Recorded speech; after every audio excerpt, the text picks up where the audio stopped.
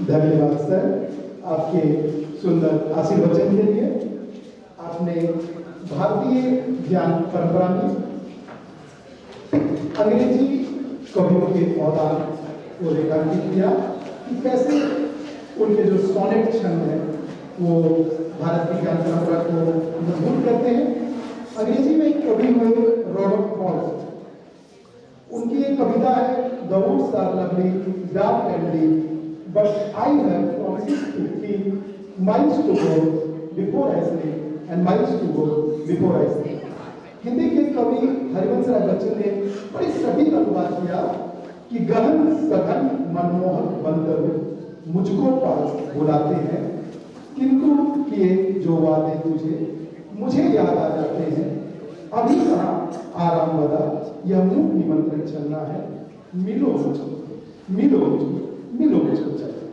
अंग्रेजी कवियों के यहाँ आपके आत्मविश्वास, आपके स्वाभिमान को बढ़ाने की बहुत अच्छा प्रयास है, सुंदर प्रयास है। और उन लोगों ने अपनी कविताओं के माध्यम से हमारी ज्ञान परंपरा को भी समृद्ध किया है। भारत विभिन्न संस्कृतियों का मिला जुला नाम है और सब संस्कृतियों ने यहाँ की ज्ञान परंपरा को समृद्ध किया है। सर ने बताया कि कैसे गुरुकुल से शुरू होता हुआ हम गूगल तक पहुंचे, लेकिन जब गूगल तक पहुंचे तो इसकी एक परेशानी यह हुई कि हम चले ज्ञान से के लिए, और ज्ञान तो स्वयं में स्थित है, हमारे आत्म में स्थित है। हमें प्रयास करना है तो ज्ञान जागृत हो जाता है।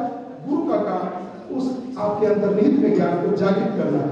गुरु एक तत्व है, लेकिन जब गूगल तक पहुंचे तो शिक्षा व्यवसायिक हो गया, शिक्षा पेशेवर रूप धारण कर लिया और गुरु शिष्य के संबंध भी लड़खड़ा गया। एक किताब है, अंग्रेजी मूल के लेखक हैं, भविष्यवादी भी हैं, एल्विन टॉफलर। इनकी पहली किताब आई थी फ्यूचर शॉक, जो 1970 में आई, 6 मिलियन बिकी। उसके बाद दूसरी किताब आई थर्ड वेव, तीसरा लहर, 1980 में आई।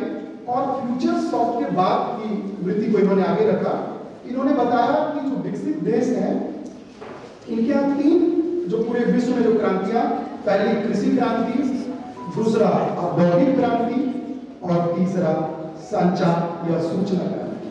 अब तो नव सूचना क्रांति का दौर आ गया और सौभाग्य से हम इसी सूचना की क्रांति के दौर में जी रहे हैं। उस किताब में उन्होंने उत्तर औद्योगिक समाज में जो व्याप्त सूचना की जो समस्या है, उसकी पीड़ा है, उसकी भूमिका है, उस पर सुंदर प्रकाश डाला है। हम सबों को थर्ड वेव एक बार देखना चाहिए कि कैसा है। हिंदी में इस पीड़ा पर दिनकर ने बहुत पहले मनुष्य का श्रेय लिखा था कि ये मनुष्य जिस प्रकार से विज्ञान का दास हो रहा है, जिस प्रकार से ये आगे बढ़ रहा है, परमाणु बम, अणु बम बना रहा है, कहीं ना कहीं किसी दिन इस मनुष्यता को ही नुकसान पहुंचेगा।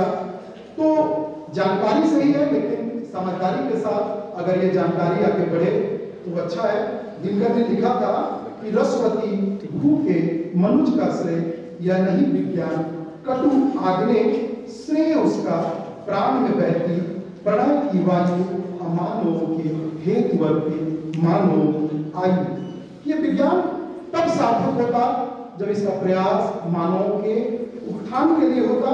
दिनकर ने चेताया था कि सावधान मनुष्य, यदि विज्ञान है तलवार तो फेंक इसे स्मृति के पार।